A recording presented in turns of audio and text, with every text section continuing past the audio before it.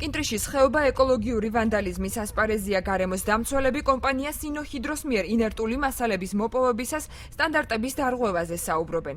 დარგის სპეციალისტები ამტკიცებენ, რომ წიაღისეულის ამოღება დაშვებულზე უფრო ღრმა ფენიდან ხდება. შედეგად წყლისათავე ნაგებობაში ქალაქისათვის განკუთვნილი სასმელი წყალი იმღვრევა.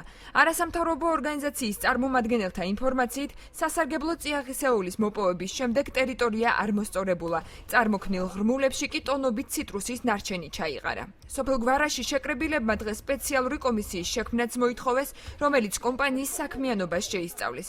მოქალაქეების პრეტენზიებს იზიარებს ქობულეთის საკრებულოს წევრი ხვიჩა გამარჯობაძეც.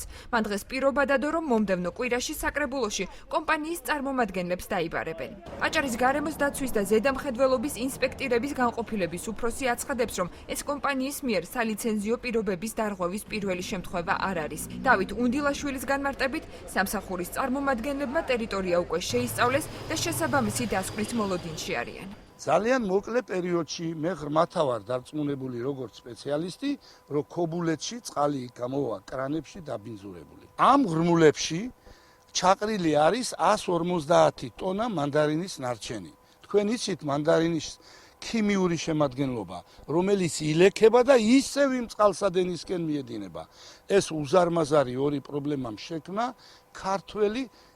ქართულმა უგნურობამ. დარღვეულია ლიცენზიის პირობები, როგორც არის კანონში მითითებული 3 მეტროს სიღრმით ხონდენ მაგის მუშაობის წარმოების უფლება, როგორც ჩვენ ვუყურებთ 15 მეტრს და ზოგიერთ შემთხვევაში უფრო ღრმად არიან ჩასულები. მოვითხოვთ დროებითი კომისიის შექმნას, სადაც კომპეტენტურ პირებს ჩვენ აუცილებლად ამ დღეებში დავიბარებთ ქობულეთის საკრებულოში. ჩვენი თანამშრომლები ამ წლის 29 ივლისს იმყოფებოდნენ კონკრეტულ უბანზე, სადაც დაფიქსირდა გადაცდომა. ჩვენს მიერ შედგენილი იქნა შესაბამისი აქტი, გადაგზავნილია სიპ ეროვნული სააგენტოს ბუნებრივი დაცვის სამინისტროს სიპ ეროვნული სააგენტოში, დადგინდება შესაბამისი კოორდინატები, გაიზომება სიმაღლე, შესაბამისად დაიცვლება ზიანი და შემდგომ იმოქმედებს უკვე ჩვენი სამსახური იმოქმედებს შესაბამისად.